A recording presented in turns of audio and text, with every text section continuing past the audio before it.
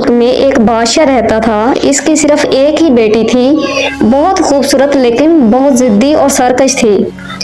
बहुत से शहजादे इससे शादी करने को तैयार थे, लेकिन जिद्दी शहजादी सिर्फ अपना सर हिलाकर साफ इनकार कर देती। एक रोज बादशाह तंग आकर बोला, तुम आखिर किससे शादी करोगी? शहजादी ने जवाब दिया, इस आदमी से जो ईद के रोज मुझे सुबह सवेरे मीठी खुशबूदार नाशपाती ला के देगा। ये बात बहुत जल्दी पूरे मुल्क में मशहूर हो गई।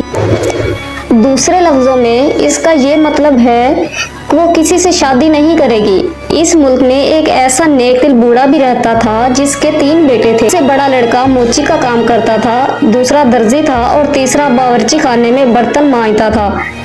करना अल्लाह का ऐसा हुआ कि ऐन ईद ही की रात वो बूढ़ा नेक आदमी किसी जंगल से गुजर रहा था कि उसे एक दरख्त की शाखों से लटकी हुई 3 नाशपातियां नजर आई।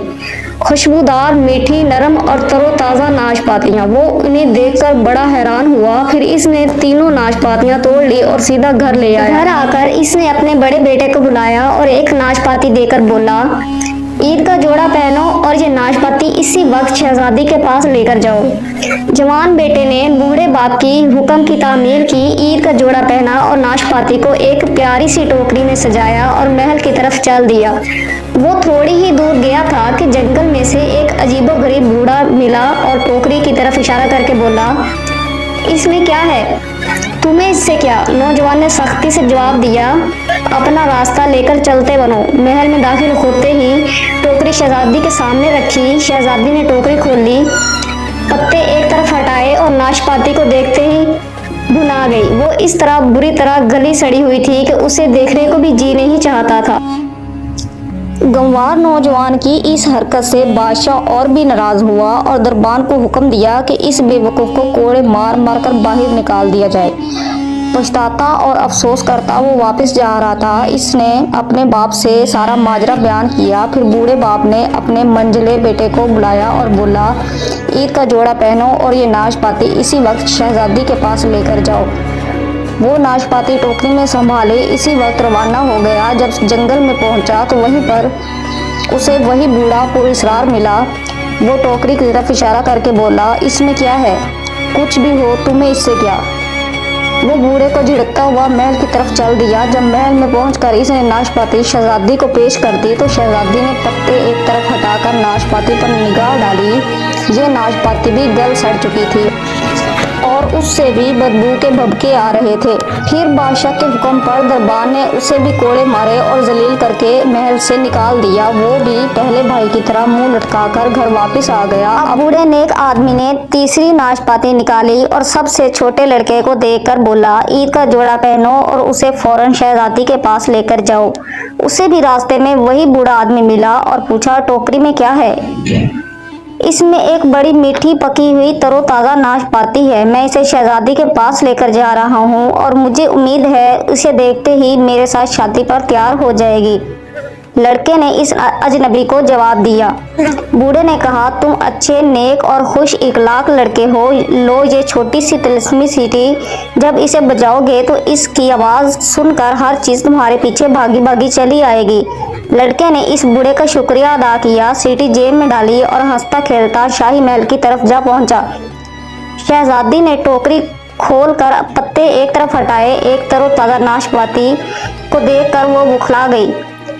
वो ये बात सोचकर परेशान हो गई कि उसे एक बावर्ची खाने में बर्तन मांजने वाले लड़के से शादी करनी पड़ेगी।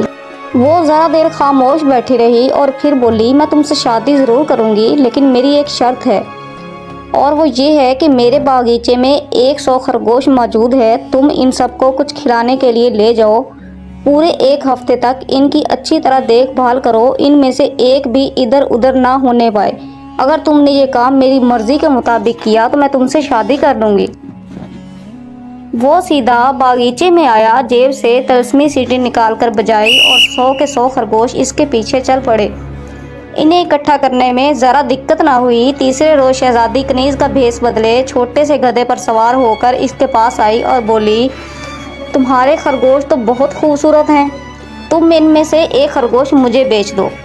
नहीं, ये बिकाऊ माल नहीं है, लड़के ने फ़ौरन जवाब दिया। हाँ, अगर तुम अपने गधे की थोथनी चूमो तो मैं एक खरगोश तुम्हें मुफ्त में दे दूंगा। गधे की थोथनी चूमने के ख्याल से शहजादी के नाक भू चढ़ाए, लेकिन बर्तन मांजने वाले लड़के से शादी करने का ख्याल इससे भी बुरा था। यही वजह थी कि इसका कहना मानने पर तैयार हो गई। उसे यकीन था कि जब खरगोश में से एक खरगोश गुम होगा तो वो शादी से इनकार कर देगी। इसने गधे की थोथनी चूमी, एक खरगोश को बगल में दबाया और वहां से चली गई। जब वो बहुत दूर निकल गई तो लड़के ने जेब से सीटी निकाल कर बजाई। जब इसने सीटी बजाई तो खरगोश उछलता कूदता वापस लड़के के पास आ गया। एक हफ्ता पूरा करने के बाद लड़के ने महल का रुख किया। इसके 100 खरगोशों में से एक भी इधर उधर ना होने पाया था, लेकिन बादशाह ने शहजादी की शादी एक बर्तन मांजने वाले लड़के से करने से इनकार कर दिया और वो बोला, सबसे पहले सच से भरी हुई 3 बोरियां ला दो, इसके बाद तुम्हारी शादी हो जाएगी। लड़का हैरानो परेशान होकर महल से बाहर निकल गया। अभी वो जरा ही दूर गया था कि जंगल में रहने वाला अजीबो गरीब शख्स इसके सामने आ खड़ा हुआ और उसे तसल्ली दी। ये लो सच से लबाब भरी हुई 3 बोरियां, इन्हें साथ लेकर इसी वक्त बादशाह के महल पहुंच जाओ। याद रखो, इसे इन 3 गाहकों वाली कहानी ज़रूर सुनाना जो तुमसे खरगोश खरीदने आए थे। वो असल में शहजादी, मलका और बादशाह ही थे। फिर जब तुम तीनों कहानियाँ सुना लो तो ज़ोर से सीटी बजाना। उसे सुनते ही वो तीनों तुम्हारी बोरियों में बंद हो जाएंगे। लड़का तीनों बोरियां उठाकर महल पहुंच गया और सबसे पहले शहजादी की कहानी शुरू की, जो कनीज का लिबास पहनकर इसके सामने आई थी और खरगोश खरीदने के लिए गधे की थोथनी तक चूम ली थी। फिर अपनी कहानी ख़त्म करते ही इसने तिलस्मी सीटी बजाई और सीटी की आवाज़ सुनकर शहजादी अपने आप बोरी में आ गिरी और बोरी का मुंह बंद हो गया। फिर इसने मलका की कहानी शुरू की। वो भी कनीज का रूप धारे खरगोश खरीदने आई थी। कहानी ख़त्म करने के बाद इसने फिर सीटी बजाई और मलका भी देखते ही देखते बोरी में बंद हो गई। बस बस, बादशाह चीख उठा, लेकिन लड़के ने कोई परवाह ना की और इस साईं की कहानी भी शुरू कर दी जो खरगोश खरीदने आया था। इसके बाद इसने सीटी बजाई, बादशाह भी उछलकर तीसरी बोरी में आ गिरा और बोरी का मुंह बंद हो गया। अब बादशाह बोरी के अंदर से चीख रहा था, बस बस, तुमने बिल्कुल सच कहानियाँ बताई हैं। मैं शहजादी से तुम्हारी शादी करने के लिए तैयार हूँ। बादशाह के मुंह से ये बात सुनकर उसने तीनों बोरियों से तीनों लोगों को बाहर निकाला। इसके फौरन बाद महल में शहनाइयाँ और नगारे बजने लगे। शहजादी की शादी बर्तन मांजने वाले लड़के से हुई तो उसके बाद शहजादी को इल्म हुआ कि इसका शौहर बहुत होशियार, नेक और दयानतदार है। अब उसे बावर्ची खाने में बर्तन मांजने वाले लड़की से शादी करने पर ज़रा भी एतराज़ ना था, बल्कि हंसी खुशी ज़िंदगी गुजर रही थी।